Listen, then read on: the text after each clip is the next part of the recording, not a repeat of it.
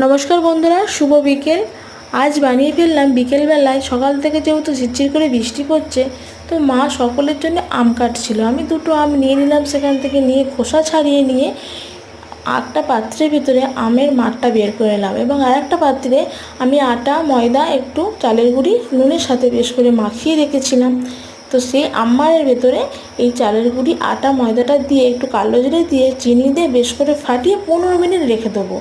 সেই 15 মিনিটে আমি কড়াইয়ে তেলটা গরম হতে দিয়ে দিলাম। তারপর এটা ছোট ছোট তালের বড়ার মতো ছোট ছোট আকারে বড়া ভাজতে দেবো। তো ততক্ষণ ভাজা হোক। আপনাদের একটা কথা বলি, আমার চ্যানেলটি কিন্তু নতুন, প্লিজ সেটাকে সাবস্ক্রাইব করুন এবং যাদের ভালো লাগবে তারা লাইক করবেন, খারাপ লাগলেও কমেন্ট করুন, ঠিক আছে? একটু দেখবেন আমার চ্যানেলটিকে। তো আমার এদিকে তালের বড়াটা ভাজা হয়ে গেছে। এরকমভাবে তালের বড়ার মতো আমের বড়া খেতে খুব দারুণ লাগে। বৃষ্টির দিনে আপনারাও বাড়িতে তৈরি করুন। টাটা।